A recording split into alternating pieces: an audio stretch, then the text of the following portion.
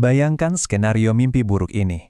Anda baru aja mendarat di luar negeri nih, entah buat lanjut studi, kerja, atau mungkin mau mengurus pernikahan.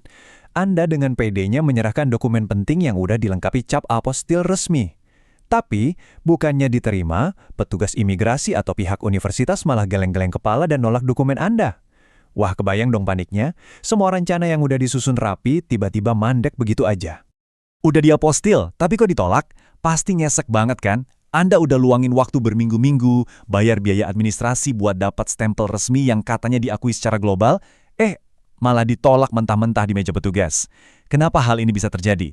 Jawabannya simpel, karena Anda melewatkan satu langkah tersembunyi yang jarang banget diomongin orang.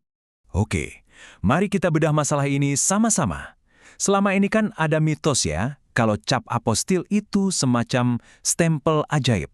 Pokoknya sekali dokumen Anda dicap, seolah-olah otomatis siap dipakai di negara manapun di seluruh dunia. Tapi realitas birokrasi internasional itu nggak seindah itu. Kenyataannya, apostil cuma memverifikasi stempel dan tanda tangannya aja. Sementara itu, masalah bahasa, bahasa dokumen tetap menjadi penghalang hukum yang sangat nyata. Tapi tenang, jangan panik dulu. Di ulasan kita kali ini, saya bakal bantu Anda ngurai benang kusut dari proses legalisasi yang lumayan kompleks ini, langkah demi langkah.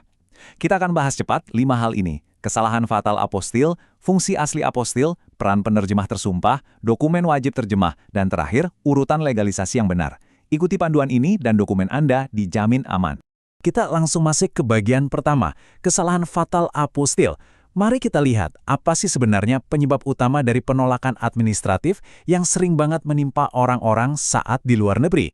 Banyak yang nggak sadar kalau apostil itu sama sekali nggak memverifikasi isi dokumen Anda, nggak ngecek informasinya akurat atau enggak, dan yang paling krusial, apostil nggak menerjemahkan bahasa dokumen itu.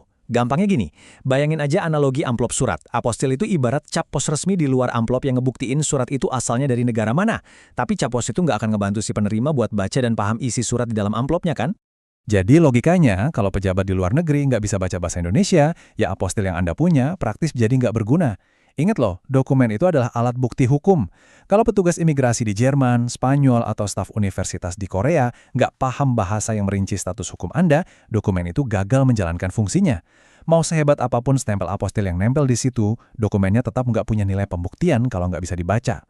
Terus, kalau bukan buat memvalidasi isi dokumen, masuk ke bagian 2. Fungsi sebenarnya dari apostil. Kita perlu perjelas nih soal peran spesifiknya biar nggak pada salah kaprah lagi. Secara sederhana, apostil itu murni pengesahan administratif. Fungsinya cuma satu, mastiin kalau sebuah dokumen publik emang beneran dikeluarin sama instansi resmi di negara asal, ditandatangani pejabat yang sah, dan punya stempel yang valid. Udah, itu aja.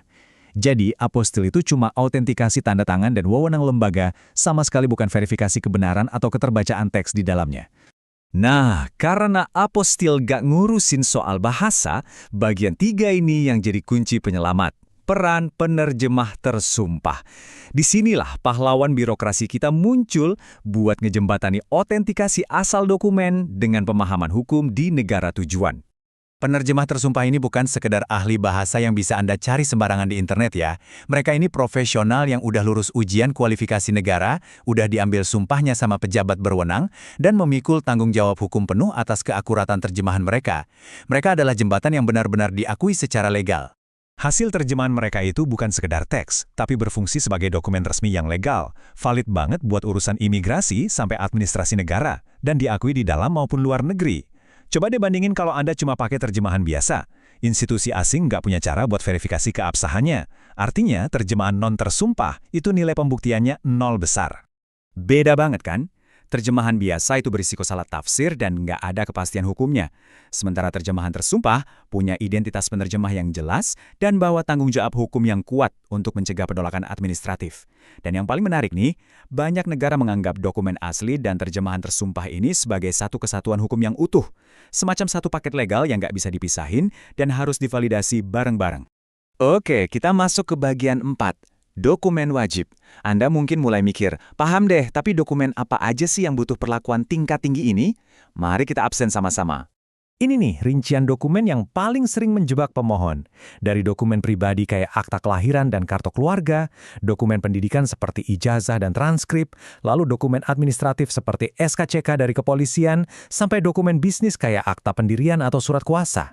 Kalau Anda lagi ngurus dokumen-dokumen ini buat keperluan keluar negeri, saya saranin banget buat screenshot bagian ini sekarang juga. Ini bakal jadi checklist yang sempurna buat Anda. Akhirnya kita sampai di klimaks ulasan kita. Bagian 5, urutan legalisasi yang benar. Jadi, poin krusialnya ada di sini, rumus pasti biar dokumen Anda nggak ditolak. Tolong perhatikan baik-baik langkahnya ya. Langkah pertama, siapkan dokumen asli Anda. Langkah kedua, terjemahkan dokumen tersebut pakai jasa penerjemah tersumpah. Ingat, wajib tersumpah.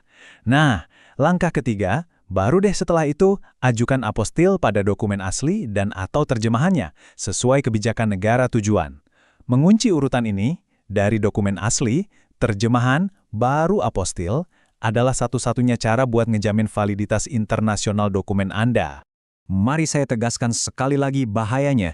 Kalau Anda ngelakuin urutan yang salah, misalnya nekat apostil dulu, baru diterjemahin, wah pihak asing kemungkinan besar bakal nolak dokumen Anda. Ujung-ujungnya apa? Anda harus ngulang terjemahan, ngajuin apostil ulang, keluar biaya ekstra yang lumayan, dan yang paling fatal, visa atau jadwal studi Anda bisa tertunda parah. Kesalahan urutan ini benar-benar menguras waktu dan uang secara percuma. Inti dari semuanya bisa disimpulkan dari pernyataan ini. Apostil cuma mengesahkan keaslian dokumen secara administratif, sementara terjemahan tersumpah memastikan isi dokumen bisa dipahami dan diterima secara hukum. Keduanya ini ibarat dua keping puzzle yang sangat esensial. Anda nggak bisa cuma punya salah satunya aja kalau mau dokumen Anda sakti di luar negeri. Sebelum kita mengakhiri ulasan ini, saya mau Anda melihat lagi dokumen Anda dan nanya ke diri sendiri, apakah dokumen saya benar-benar udah siap untuk panggung internasional? Mobilitas global itu ternyata sangat bergantung pada pemahaman lokal, ya lewat bahasa tadi, sama halnya dengan perjanjian internasional kayak apostil. Jadi pastikan Anda nggak jatuh ke dalam jebakan terjemahan ini. Siapkan dokumen dengan benar, ikuti urutan pastinya, dan nikmati perjalanan Anda tanpa hambatan birokrasi. Terima kasih sudah menyimak, dan sampai jumpa di ulasan berikutnya.